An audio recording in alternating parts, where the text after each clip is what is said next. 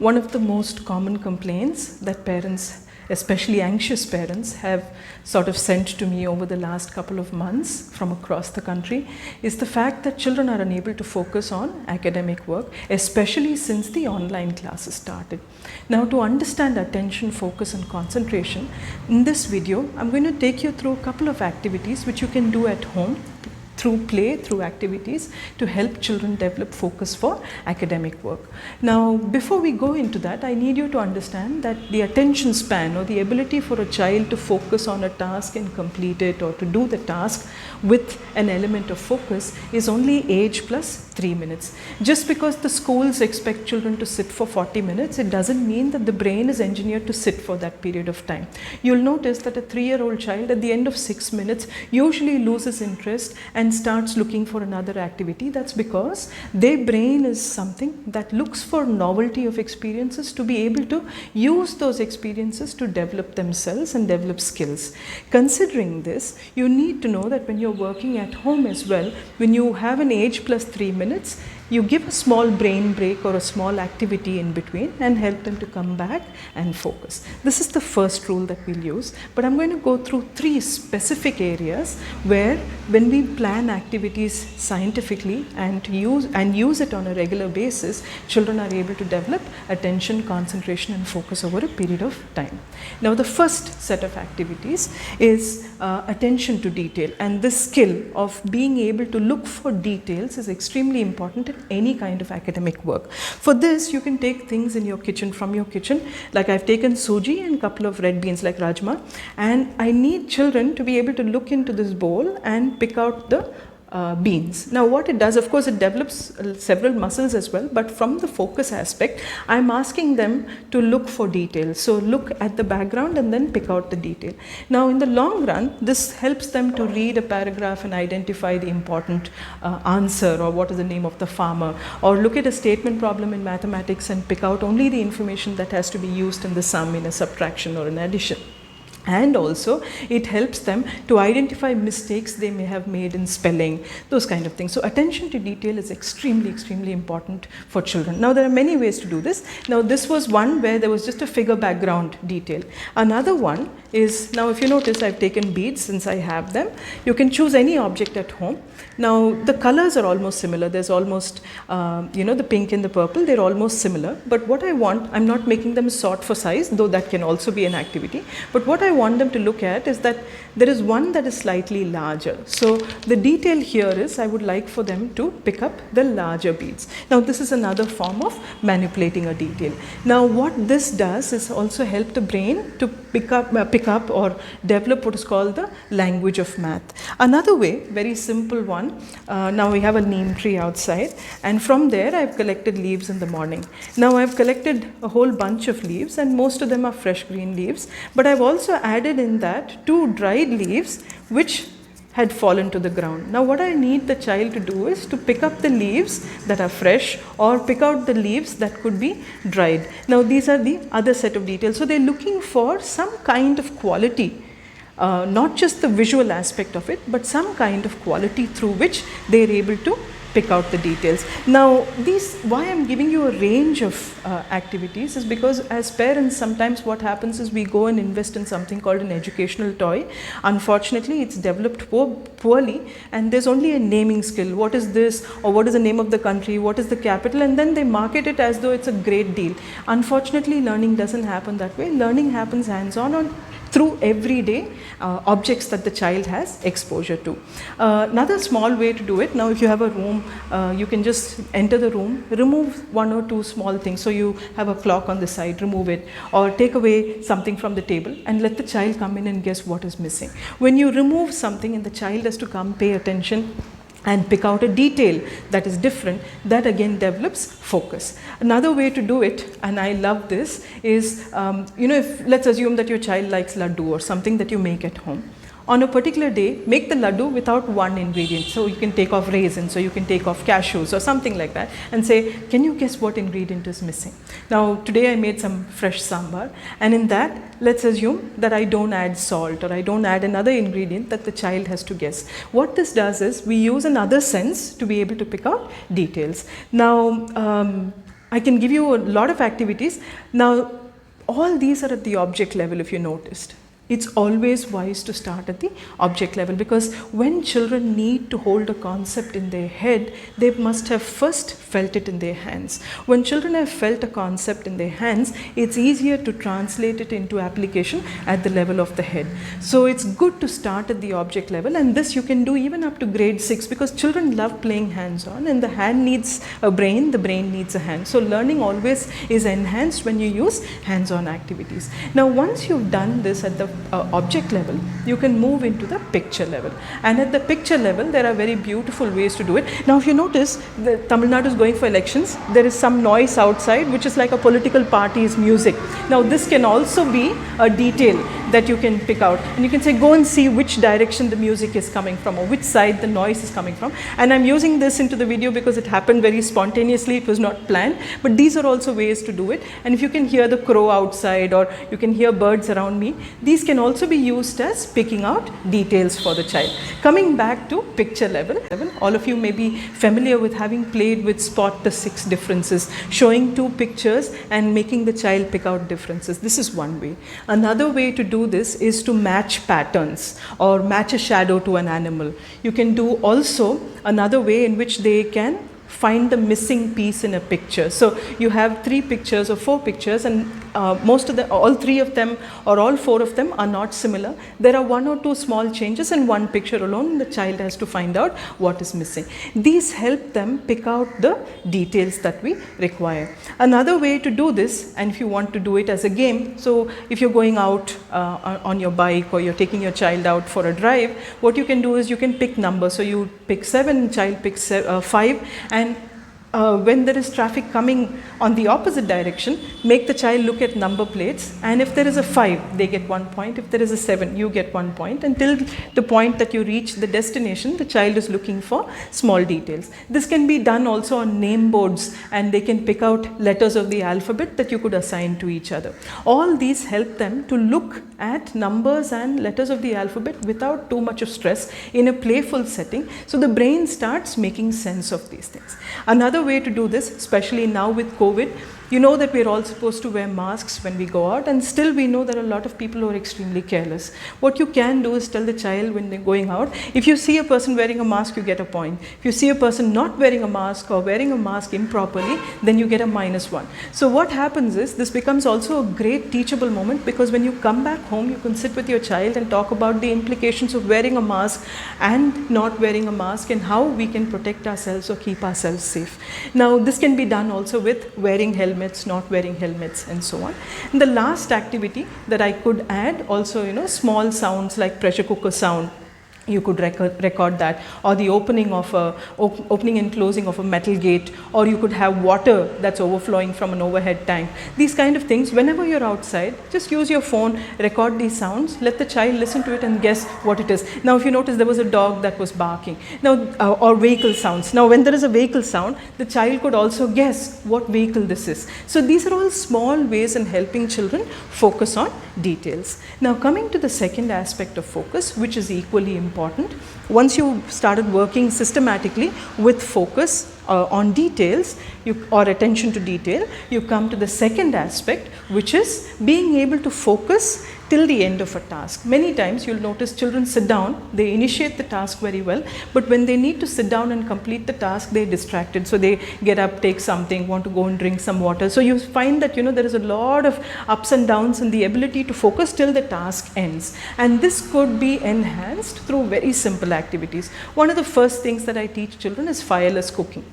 Now when fireless cooking is done, so you can get the child to just mix atta and make the dough for making rotis or chapatis. That step-by-step process where they have to measure. They can even go and buy it if necessary. Buy, measure, mix, knead the dough, let it rest. These kind of things can be very important things that the children can do. Another thing is to make small sweets. Many Indian sweets can be made by children because they don't involve major cooking. You could do the major roasting and things things like that, and just assembling it or making the balls or things like that, the children can do.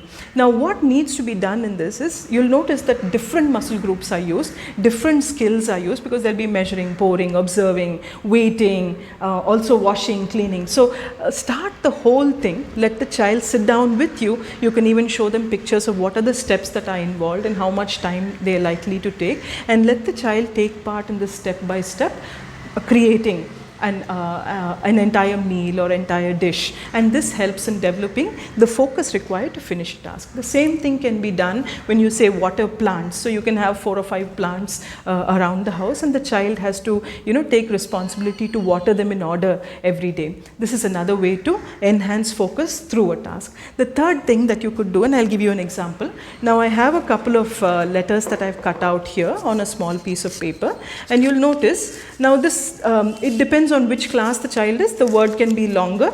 Now this is for a very young child. So if you notice, there are 4 letters. I let the child know that it's a 4-letter word, and then I take each one of these letters and hide them in different parts of the house and tell the child, okay, I'm going to give you some time. It can be timed, it can also be free, and you can let them know, go and find these 4 letters. So what happens, there'll be an element of climbing. They probably need to crawl and pick up something. They probably need to look for something inside a box or under a bed or something like that. So they're going to have to use many mental and physical skills for this, and then once they bring the 4 letters, they put it together and assemble the word. Now this also enhances their ability to be patient and understand that work requires effort. If you notice, when children are gadget addicted, they don't understand that work requires effort.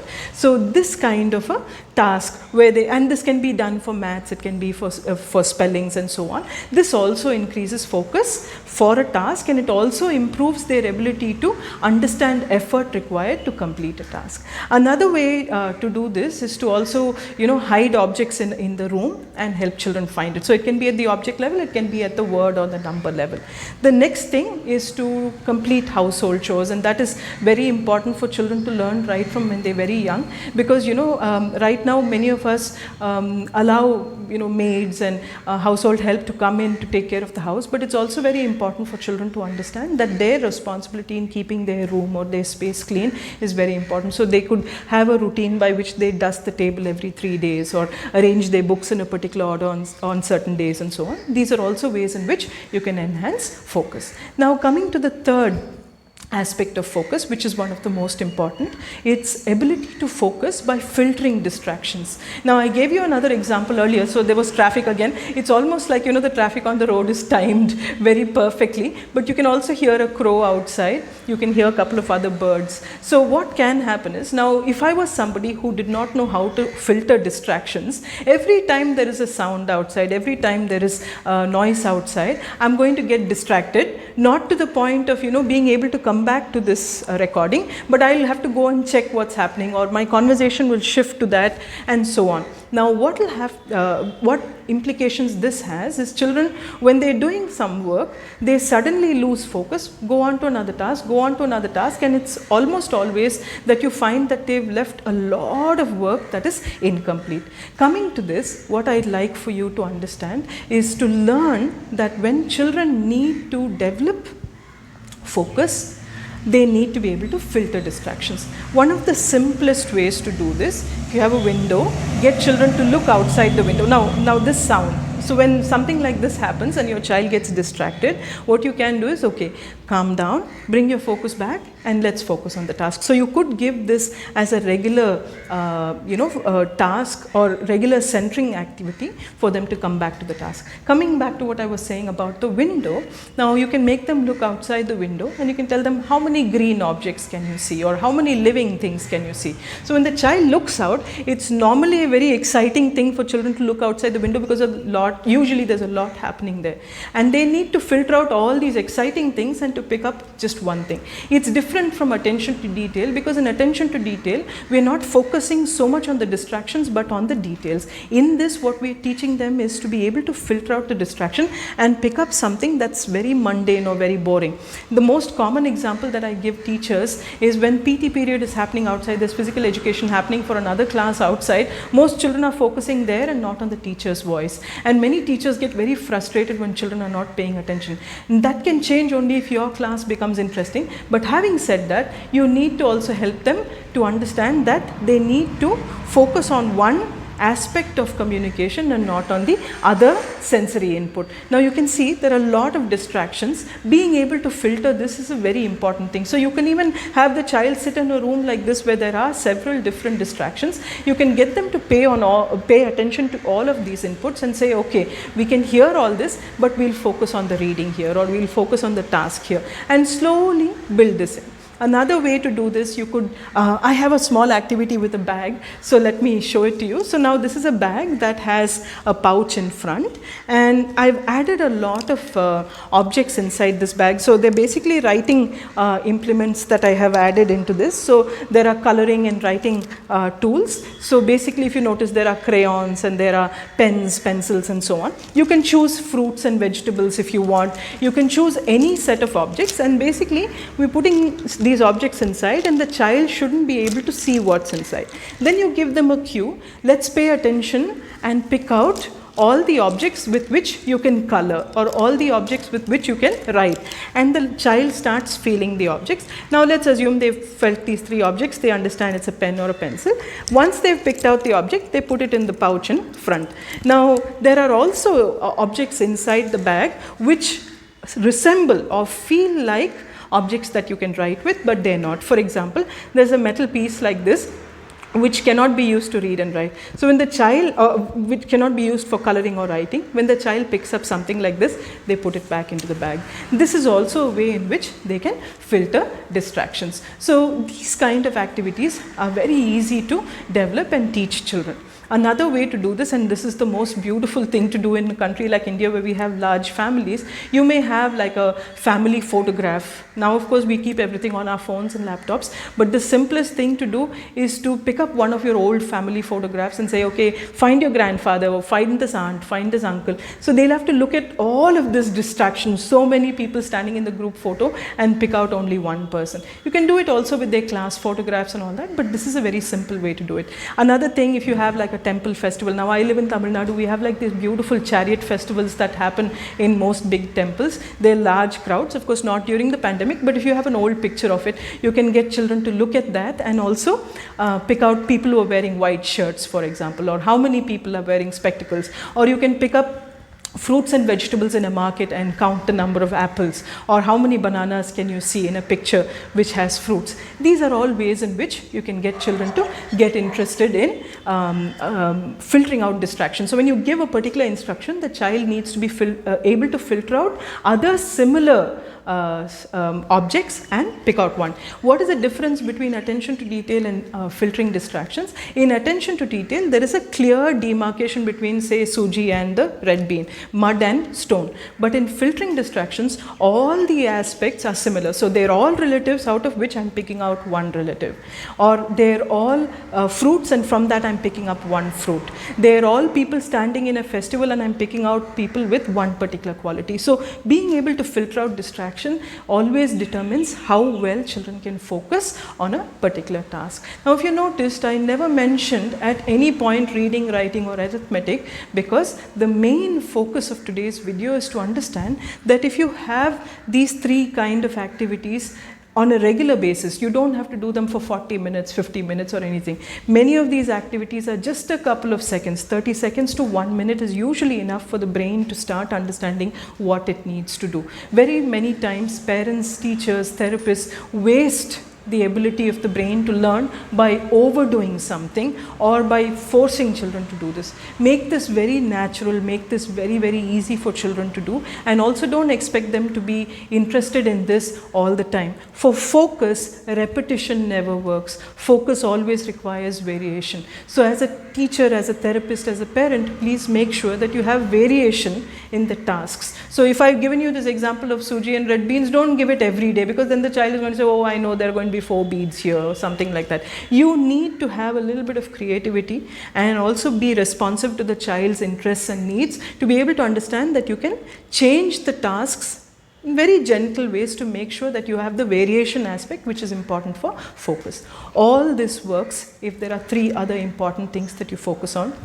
First, the child must have sufficient rest. If children do not have regular nighttime rest, for about 8 to 10 hours, focus is definitely going to be affected. So make sure that they're well rested. Second, they need hands-on, gadget-free play with peer group and also 1 or 2 older and younger children. They also need to have safe relationships with you. Having said this, the safe relationship with you, especially in a teaching space, needs to be one of equality and respect. You cannot come there commanding, instructing, demanding, controlling. You need to be somebody who's co-regulating, enjoying the activity along with them, having small conversations, playing along with them, so that focus builds. To understand focus, we need to realize that if we make it fun, make them short activities, when they develop these skills, they will naturally be able to apply it in their academic areas. Otherwise, you suddenly take a book, tell the child to read a paragraph or to identify an answer or to